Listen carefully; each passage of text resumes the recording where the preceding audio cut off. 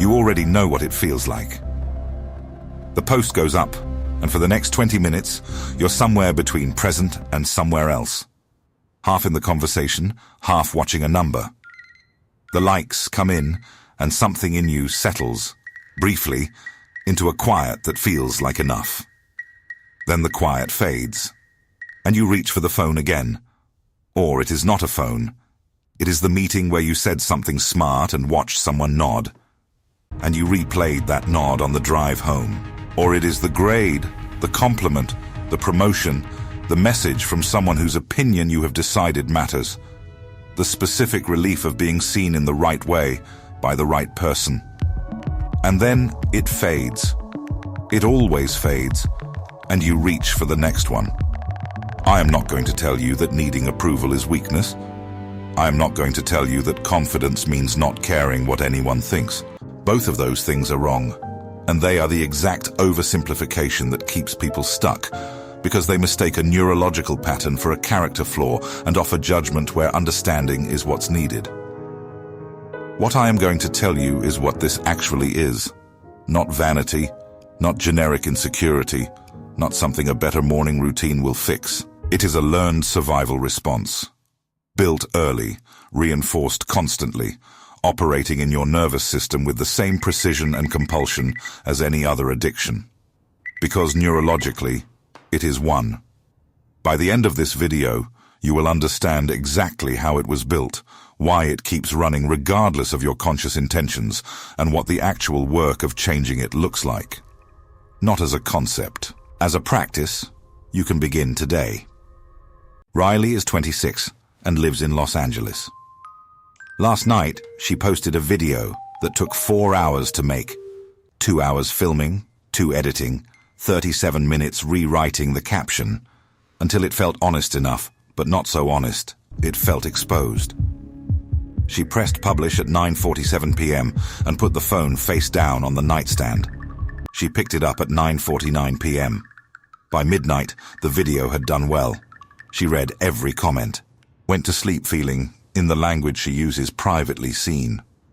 She woke at 6 a.m. and checked immediately, not because something required her attention, but because the feeling from midnight had faded, and the check was the fastest available way to renew it.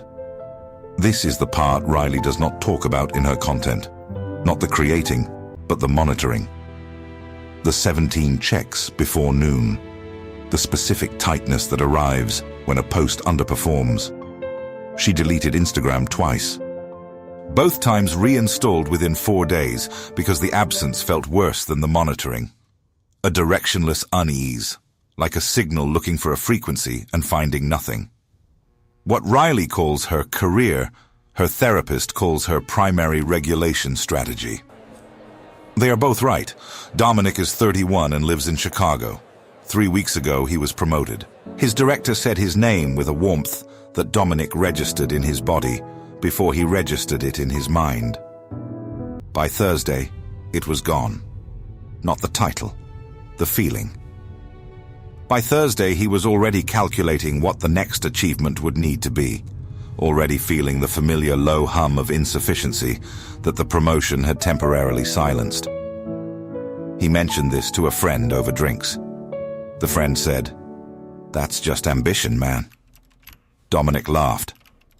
He has been laughing at that explanation for years. On the drive home, he thought about his father, the particular warmth that appeared on his father's face when Dominic brought home something worth being proud of, reliable, conditional, and the closest thing to unconditional love that Dominic knew how to produce in another person. He has been producing things worth being proud of ever since. Each one buying approximately 48 hours before the account empties and production must resume. He has never spent 48 consecutive hours not working toward the next thing. He has never had to find out what the silence would feel like if he stopped. Maya is 24 and lives in Miami. Last Tuesday, her mother called to ask how school was going. Maya was exhausted. 30 hours of studying, 2 failed practice exams, a day that produced nothing visible to show for itself. She told her mother everything was going great, not to lie. Because the truth, I'm tired, I'm uncertain.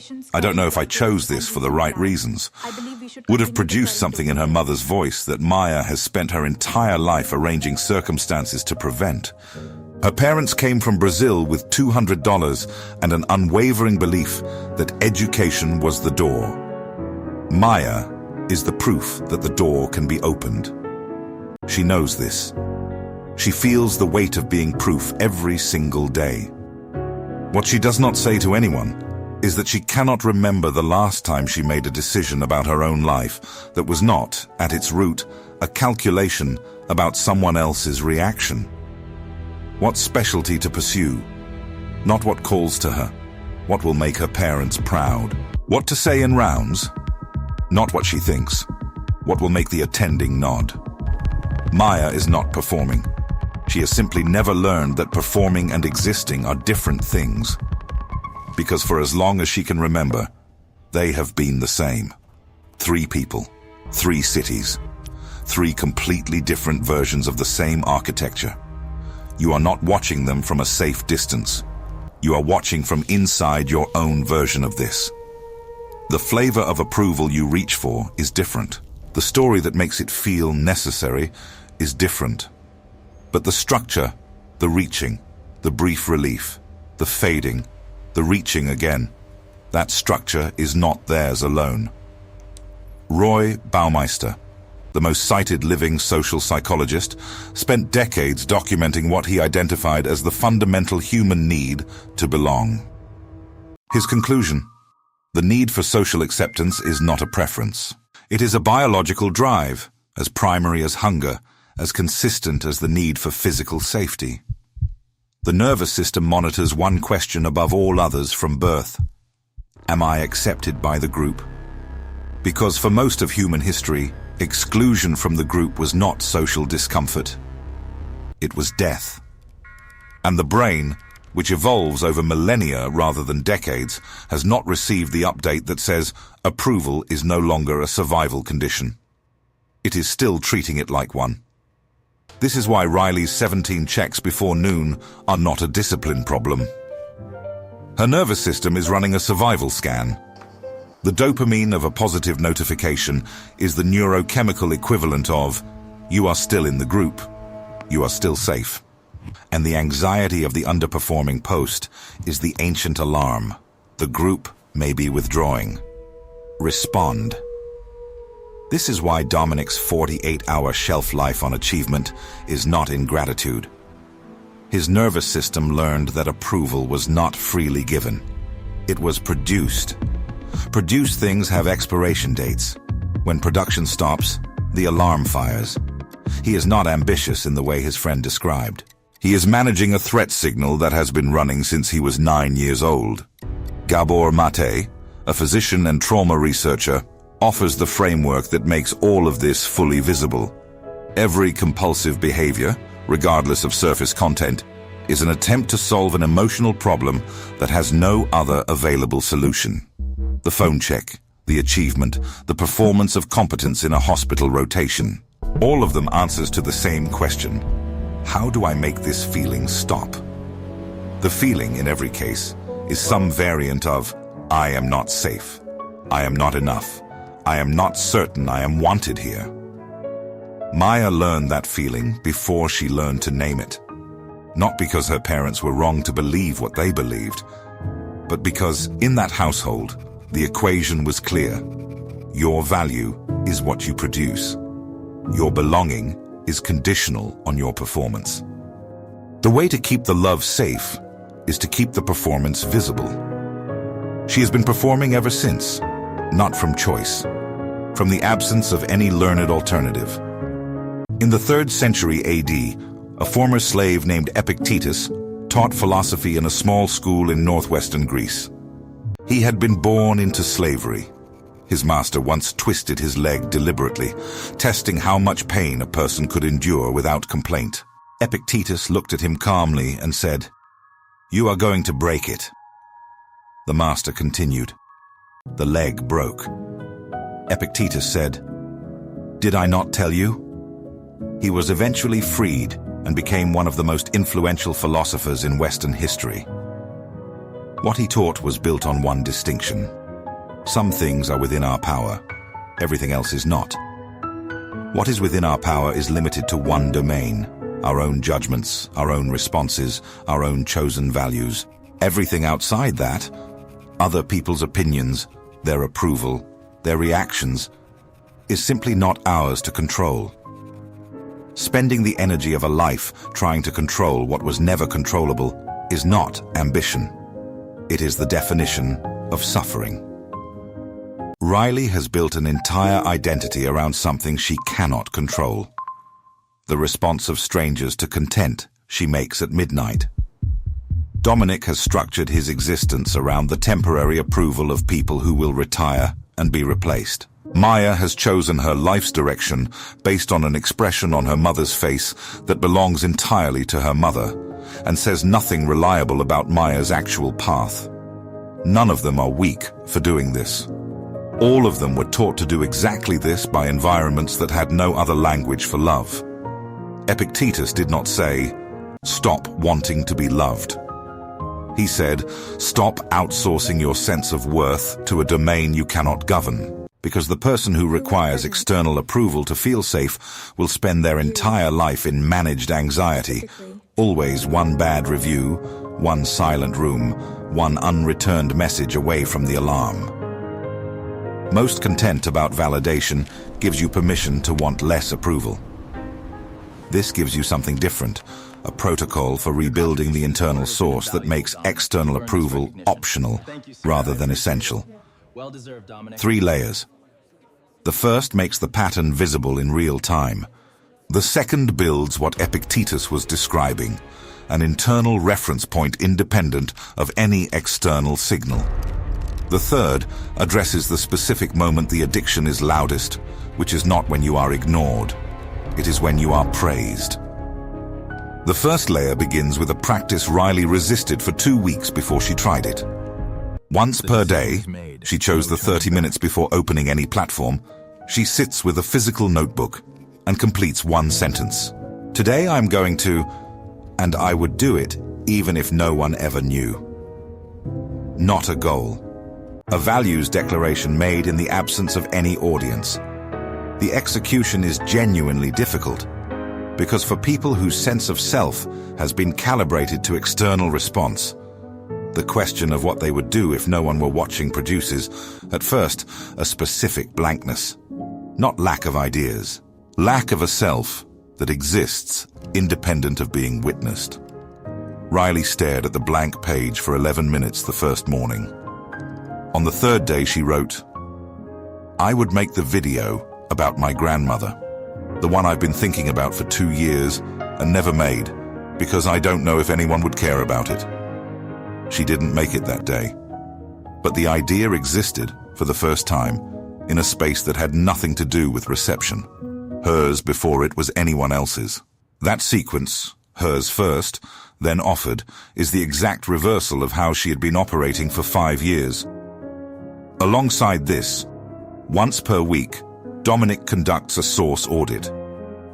Every decision from the past 7 days marked with one of 2 letters, V for values, meaning the decision came from something he genuinely cares about independent of how it looks. A for approval, meaning the decision was shaped by how it would be received. In the first week, Dominic marked 11 out of 14 decisions with A. He did not judge this. He counted it. What can be counted can be tracked. What can be tracked can be changed. Now the center of the protocol. The practice that changes the neurological pattern rather than just managing it. It is called the unwitnessed action. Once per day, Maya chose the 20 minutes between her last class and dinner. She does one thing that will never be shared, never posted, never mentioned to anyone whose opinion she monitors. Not because secrecy is the point, because the practice is specifically about decoupling action from audience, rebuilding the experience of doing something complete in itself before it becomes something performed. For Maya, in the first week, this was drawing. Something she had done as a child in Brazil and stopped entirely when medicine began. Not studying, not anything legible as productivity. drawing shapes in a notebook no one would ever see. She felt afterward a quality of presence she had not felt in months. Not the exhale of a notification confirming safety. Something older. The experience of having existed briefly and completely without anyone's permission. Baumeister's research shows that the validation loop is maintained by a specific sequence. Action produces anxiety about reception. Reception provides relief. Relief reinforces the connection. Anxiety begins again immediately. The unwitnessed action breaks the loop at its root, creating repeated evidence that action can exist without reception. That evidence accumulates. Week 1, one unwitnessed action per day. Week 2, after each one sentence. What was this for? The answer must contain no reference to any other person. Week 3, the question deepens. Who was present in this action? The answer always is you, specifically, independent of who is watching. The addiction is not loudest when you are ignored. It is loudest when you are praised. Dominic hit this in week 3. His director publicly recognized his work in a leadership meeting. Specific, warm, genuinely deserved. And instead of relief, Dominic felt a spike of anxiety, an urgency to produce something immediately before the recognition could be questioned. He recognized it only because he had been writing the source audit for 3 weeks. The praise had not satisfied the alarm, it had escalated it, because the alarm is not looking for confirmation that you are enough. It is looking for certainty, and certainty is the one thing external approval can never provide. Every praise contains the implicit possibility of its withdrawal. The nervous system, treating approval as survival, responds with the only strategy it knows. More production. Faster. Before the window closes. The technique for that moment is one sentence, written before the escalation executes. I am enough before this and after this. Not a belief to be performed. A stake in the ground. Repeated until the prefrontal cortex has a competing signal strong enough to arrive before the alarm does. That is how neurological patterns change, not through insight, through repetition of a different response. If this is landing as recognition, subscribe to this channel. What comes next goes further into this territory, and based on what you've stayed with today, you'll want to be there. Riley made the video about her grandmother. It took 3 weeks after writing the sentence in the notebook. She filmed it on a Sunday afternoon in the kitchen where she grew up. She edited it without checking her other metrics. She posted it at 2 p.m. on a Wednesday. Not a strategically optimal time, not a day she'd planned for reach.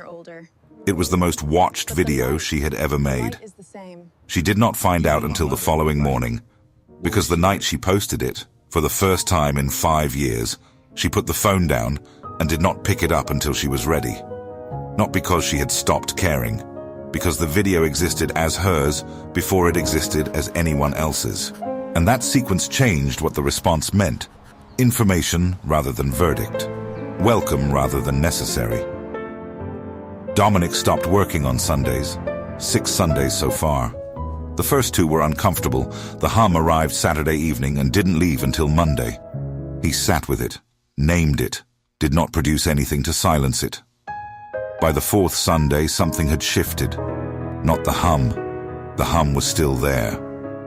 But he had enough evidence now that it was survivable, that the silence contained something other than the absence of approval. He called his father on the 5th Sunday, not to report anything, just to talk. It was the first conversation they'd ever had that did not contain, somewhere inside it, something Dominic was trying to make his father proud of. His father asked how work was going. Dominic said, "Good. But I've been thinking about other things lately." His father said, "Like what?" It was the first time that question had been asked between them. Maya is still in medical school. She draws in the notebook every day. 20 minutes, unwitnessed, in the space she has protected with a consistency that surprises her. She has filled half a notebook with things that will never be posted, never graded, never evaluated. She does not know yet where medicine ends and Maya begins, but she is starting to suspect that the drawing notebook is closer to the answer than the clinical rotation. And for the first time, that possibility does not feel like failure. It feels like information. Think about the thing you did most recently for an audience you constructed in your head. Not a real audience, the imagined one. After 2 years of The composite of every person whose opinion you have decided matters. The audience that edits your choices before you make them, shapes your words before you say them, determines what you share and what you never let fully form, because you cannot predict how it will land. That audience is not keeping you safe. It is keeping you small. The need for belonging is real, biological, and not a flaw to be corrected. What Riley, Dominic, and Maya changed was not the need. It was the source of their safety, moving it, gradually and imperfectly, from the room's reaction to something internal. Something that existed before the response arrived and remained after it faded. Not confidence, not indifference. Groundedness, the specific experience of knowing who you are when no one is watching and discovering that person is someone you can return to. Epictetus built that from a broken leg and a life in chains. Riley built it in a kitchen on a Sunday afternoon with her grandmother's voice on an old phone. Dominic built it in 6 quiet Sundays. Maya is building it in 20 minutes a day in a notebook no one reads. The approval will still feel good when it comes. It just won't be the ground you stand on. And standing on your own ground, after years of renting the rooms, is one of the quietest and most complete forms of freedom available to a human being. Begin today. Not with a post about beginning, just begin.